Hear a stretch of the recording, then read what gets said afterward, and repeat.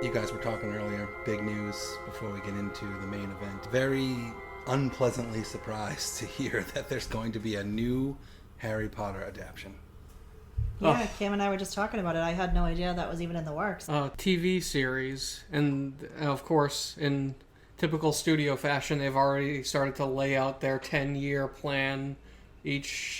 I'm assuming 7 seasons. Each season will be a book. And new cast, and presumably new sets and design and everything. So it'll be a strange adjustment.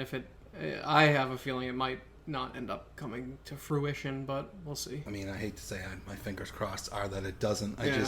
To me, it just seems, it's way too soon. I feel like it's sort of, once that's out there, will sort of diminish the movies and that cast. Why mess with perfection? It was such a great story. It was told so beautifully on screen. Now, I don't know if this was an official thing or where I even heard this, but apparently they're aiming to be like more quote-unquote accurate. Well, that's the big draw, and I've seen mostly negative but some surprisingly positive comments online about this, and it's from those people with that point of view of like, oh, this is going to be a much more faithful adaptation of the stories and blah blah blah. And I'm like, does it really need to be? I'm like, when I don't know when it became a rule that like an adaptation of a book has to be point by point. Now with series being so huge, I think people are have an expectation of that. I don't know. I think those movies are perfect and great adaptions, and they really only left stuff out for the most part for time. For time, but they didn't really change a lot. Towards the end, it got a little. Yeah, I mean, personally, I actually like the way the final battle was handled in the movies better than the books, to be honest. Yeah, I mean, as much as I love the books. I remember it being fairly similar, but I guess it's a little bit more action-packed. Do you think it's kind of a cash grab, or maybe Harry Potter's not in, everyone's kind of mainstream thinking anymore, so they're trying to bring it back? Well, I think part of it is the failure of the last series that they tried to do, the Fantastic Beasts. Beyond that, I think they're struggling to find Harry Potter content to make, so they just decided to go back to the series idea. I think the mistake with Fantastic Beasts was I thought that was fine as a one-off, telling one of those sort of different stories in the Harry Potter lore. One. I thought it was pretty good, and they did that, but they should have left it as that. Instead, they tried to milk it into this prequel, Dumbledore stuff, and then it fell apart. Which, surprise, surprise. To me, the best thing you can do with Harry Potter is a new adventure with the original cast having to come back together. If they can come up with a great hook and story, so I know they sort of did that in Cursed Child. Cursed Child. I've heard. I haven't read or seen Cursed Child, but I've heard it's not that great. But I mean, anything just to have something to go off of to get the original cast back or come up with something new. Who knows? Anyway, that is not what we're here to talk about. No, absolutely not. We're here to talk about something much more positive, which is Dungeons and Dragons. Honor Among Thieves. Oh yeah, I guess there is a subtitle. I was just been calling it Dungeons and Dragons, but yeah. Well, we have to differentiate because there were other Dungeons and Dragons movies apparently before. Yes, there was. They're really bad. I haven't seen them in full, but I've seen parts of them, and not from a different era of genre filmmaking, I think. So, what are your guys' thoughts? Looking at the trailers, I thought it looked fun, and it was fun. Yeah, I have to agree. From the very first trailer, I was surprised at how great everything looked, just in terms of the effects and the direction that they seemed to be going with the story. It lived up to those expectations. I loved it, and I thought it was really, really good, but I have a couple of friends who had gone to see it after me and are now saying, like, oh, I don't really get the hype. And so I don't want to, like, hype it up too much. If you had given this script to maybe, like, Michael Bay or something, he might have done something terrible with it, but I think it's just the combination of the great cast and tons of effort put in across the board from the effects and cinematography and story writing and jokes and everything, that it just all came together really well, and just a fun action adventure comedy kind of thing. I completely agree. My Dungeons and Dragons knowledge is very limited to pretty much Stranger Things, Demogorgons. That's about all I know about Dungeons and Dragons. So I went into it with a very open mind and was very pleasantly surprised. It was a fun, light action movie. I thought the action scenes were fantastic. Candy mentioned the cast. I thought the cast was phenomenal. I really enjoyed it, and I think hopefully they'll make a sequel or some more movies in fingers that crossed, yeah, definitely. Yeah, it's definitely sequel worthy, and I thought they struck the perfect tone for people who aren't into Dungeons and Dragons or fantasy movies to enjoy this. You know, it's almost like making that sci-fi movie that can be enjoyed even by people that don't like sci-fi. Right. And they did that perfectly here. Again, like, yeah, cast was great. Pull out a few folks here. Obviously, Chris Pine is, you know, he's always good. Michelle Rodriguez. I mean, I felt like this was like a not typical character for her to play. I mean, she's played a tough guy before, right, but not in this way. Yeah, we'll get into that. I like that. Jen, who were your standouts? I really liked Sophia Lillis. Yeah, she was probably my favorite character. Yeah, like she was great in It, and we saw her again in that Netflix show that they canceled on us. What was it called? I'm Not Okay With This. I'm Not Okay With This. Great. Yeah, I that haven't one seen kind of that. ended very abruptly. We were very sad about that, but she was fantastic in both, and I thought she did a great job in this movie as well. And I'm going to butcher his name, but Regé Jean Page was from Bridgerton, who was smoking in Bridgerton. And it was really funny to see him in this role as this like staunch, like do-gooder character, like basically a giant dork. Like he was just only in it for the, you know, the good fight and the truth, and he didn't vary at all, and it was just very different from the role that he played in Bridgerton, so I really enjoyed that as well. Absolutely. Yeah, I'm not very familiar with Bridgerton. And then the evil Sophina, Jen, you discovered a fun fact about her. I did. So Daisy Head is the daughter of Anthony Head, who was in Buffy the Vampire Slayer. Oh, yeah. Yep. Huh. That's funny. My favorite show of all time, if I had to pick one. And we can't forget Hugh Grant, who I think stole some scenes in this movie. It was really... Hugh Grant is always at his best when he plays Hugh Grant. Yeah. You know? Like, seems like not a lot of acting. True. But he was perfect in this self-deprecating kind of Double-crossing. Yeah, he was excellent. So cast was great. Getting a little deeper into it, they obviously started this movie.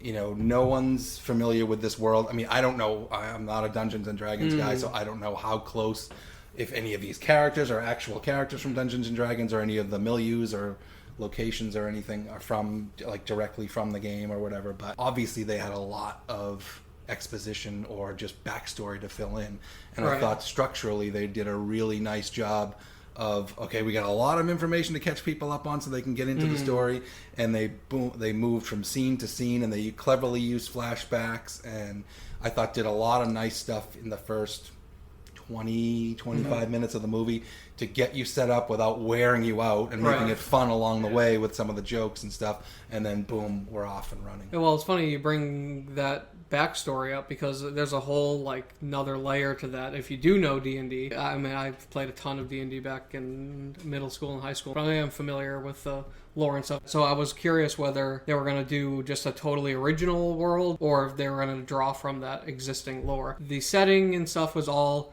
stuff from the game that they've been developing, and what was great about that opening scene was it was almost like it was D&D players waiting for the last player to show up. Okay, and so the kind of overly performative player is now going on and on about his overly complex backstory that he's made for his character. And finally, once the last player arrives, that's when the story gets started. So that's interesting. There was a lot of little nods to not only D&D lore, which the setting is from that. I assume a lot of the races and creatures and things like that. And a lot of the locations are kind of very famous, like Baldur's Gate, Neverwinter, are all fairly well known. But the thing that's great about D&D is that it's so generic, it doesn't really even matter. It's like you can just go into it and you pretty much know what you're getting into. I did read something online that the directors had hired somebody or had somebody that was part of the production crew that was an expert on Dungeons and Dragons and helped them through a lot of the spots. And I think they went more for the creative film version over like the rules and regulations of an actual D&D game. But I think that really resounded well with audiences anyway. So. Well, I was wondering throughout the entire movie, is this going to turn out to be a group of friends? Like they're going to go into the real world and it's going to be all the characters playing their roles? But I was glad that they just went. It was just a straight like adventure in that setting, and it's a great way to just make it as fun and with great special effects, and the action was awesome. So I think it was just a great direction to go in, I thought. Yeah, just going back to, we've had a bunch of discussions about special effects with recent Marvel movies, etc. And like that's the one thing that struck me. Like I don't have the eye for it, obviously, that you do, but everything struck me as everything they tried to do worked. Everything seemed very consistent. Right. And it was a good mix of, it wasn't, all green screen. Right, there was a lot of live action stuff, yeah. and a lot of great locations, which helps. The cemetery scene. Oh, My favorite. That was hilarious. That was probably fantastic. one of the best scenes. You know if what not it the best. kind of reminded me a little bit of was like a Monty Python thing. Yeah. Like that kind of slapstick, Oh, yeah, a little bit of the definitely, humor, yeah. and kind of like, I don't know, I really... Oh yeah, the whole movie was very Monty Python-esque. That's another great reference. There was a lot of different items that they had to get. Obviously, that's another D&D trope, like the bag of keeping or the book of remembering or that kind of stuff. But they always have very specific rules, like, oh, you can use this spell to raise the dead and he'll answer 5 questions, and everyone's like, well, why is it 5 questions? That's something that it's just how the game works. But then to have them have to keep going over and over again, that was hilarious. That was great. We got Minnie Bradley Cooper cameo. Oh, That was such a adorable. great surprise. Well, I kept waiting for them to do kind of an obvious, like I thought Vin Diesel was going to show up because he's famously a huge D&D nerd. Oh, I didn't know that. And he's obviously friends with Michelle Rodriguez from the Fast and Furious movies there. So I thought, what kind of cameos are they going to do or references? I feel like a lot of people would want to be in the D&D movie. And then it was, of all people, Bradley Cooper. And he did a great job playing this kind of ridiculous character, like just a little halfling Tiny man. hobbit kind of, who was the ex-boyfriend of Michelle Rodriguez's character. Great. And then, so we moved along this movie, and it was great. Like, I mean, not every one-liner hit or whatever else, but then, surprisingly, at the climax, I thought it got really, like, effectively Right, yeah, emotional. definitely. I was, like, getting a little misty at the little last scene. There is kind of an emotional sort of loss kind of situation at the end that wasn't exactly groundbreaking. It's been done, been done before, but they did it really well and it worked. Thought it had great emotional resonance toward the end, and then just sort of the looking forward of this kind of band of misfits kind of continuing on. It wrapped it up very nicely. Yeah, well, the 2 moments that really had any serious, well, not any, like the most serious weight was at the end, and then the Bradley Cooper cameo was really like that. He played that so straight, like they had their deep It conversation. was like watching Dr. Phil. Yeah, it was almost, like for a minute. it totally switched from like super quippy to like genuine. Super up to date, like discussions of like relationships in psychological Right, terms and stuff, and I was like, oh my god. Well, that's what's funny. Dad was complaining, why are they talking like modern day people? Well, it's either they're playing a game of D&D or whatever, but it doesn't matter. That's the beauty of that setting, is it like you don't have to be super serious. Exactly. I think that was a definite choice, and again relates to that whole, okay, we're going to do this and we're going to go for it with all the monsters and everything else, but how can we make it as relatable as possible to the average casual moviegoer? In a lot of ways, actually, it's almost identical to Guardians of the Galaxy if you think about it. Yes, in the same way. A lot of similar characters. I actually thought that Chris Pine's character reminded me of Chris Pratt when I was watching it. That was one of the things I thought of. And that same way that James Gunn took a super sci-fi cosmic very concept hard and made it sci-fi, so relatable. Yeah, overall, just a very enjoyable. If you have any trepidation about going to see it because you're not a fantasy or D&D person, if you like any kind of action or any kind of speculative content in your film watching, then you'll definitely enjoy it. It's so fun. I feel like you have a hard time not enjoying it. Even one of my friends who's normally super picky, he loved it. I think you'd have to like really dislike this kind of film to not at least appreciate it. Only like remotely negatives for me. I do remember there was like there was each one of those little vignettes. Okay, we went from here and now we have to go here and now we have to go. There was one point, maybe a little past halfway of the movie, I was like, okay, we're doing there's another one. Right. Well, yeah, that's kind of a D&D thing too. Yeah. Oh, is that? Yeah. So there was a lot of vignettes when I thought there was one point where I thought we were heading to the finale, and there was still another segment. So in sort of from a whatever pacing structural standpoint, I had a moment or two of fatigue. A little past. It was halfway pretty long. It was like it was 2.5. 2:14, I think. Yeah. Wow. But other than that, that's a very minor nitpick. I love that segment at the end, the heist, where they're using the hither thither staff to like teleport into the carriage there. I thought that was awesome. Mm. A lot of really lost the clever characters In the mirror. They're half Yeah. in, Yeah. half out of the. It was funny. as that was to have it moving and they're in a still spot. That was cool. Then the fat dragon was hilarious too. Yep. Yeah. I He enjoyed was that as well. rolling around and just kind of using the gravity to slide down. That was fun.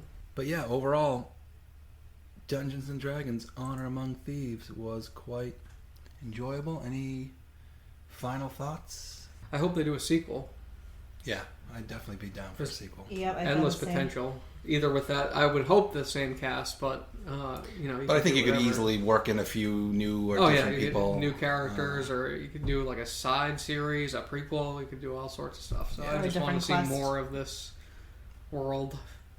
Definitely. No, I was not really sure what to expect when I went along to the movies for this. It wasn't really anything I was that interested in seeing. Very pleasantly surprised. I really enjoyed myself, and I do encourage anybody, even just for the humor of it. Like it was lighthearted, it was fun. It wasn't too entrenched in the D&D that I could see. I mean, anybody could go and see this movie and enjoy it. Absolutely. All right, so that's a wrap on Dungeons and Dragons. We got some big stuff coming. Guardians, yeah. Well, Guardians. actually, and some smaller stuff too. I'm excited for the Pope's Exorcist. That comes out today, and Oh, yeah. something else. Oh, Renfield. Oh yeah, I want to see that as well too. I I haven't still seen can't any figure out reviews, exactly yeah. what. Well, I mean, I guess I sort of can figure out what it's about, but it's interesting. Trailer looks fun. No, I still have to see the Mario movie, but I have a feeling that's going to be in the theater for 8 gazillion years. So. Probably, yeah. That looks good though too. Yeah, but Guardians, Secret Invasion, I'm super psyched for. The Marvels trailer came out. It looks like it got like trailer bombed, if Yeah, that's a that thing, sucks. which is unfortunate. I like that. I it thought the pretty trailer good, was yeah. fine, you know. So looking forward to that. And one last shout out: if you haven't watched Lockwood and Co., watch it. You'll like it way better than a rehash of Harry Potter. I know, over again. really. So, all right. All That'll right, do yeah. it. I guess we'll see you on the next one. Thanks everybody for joining. Thank you.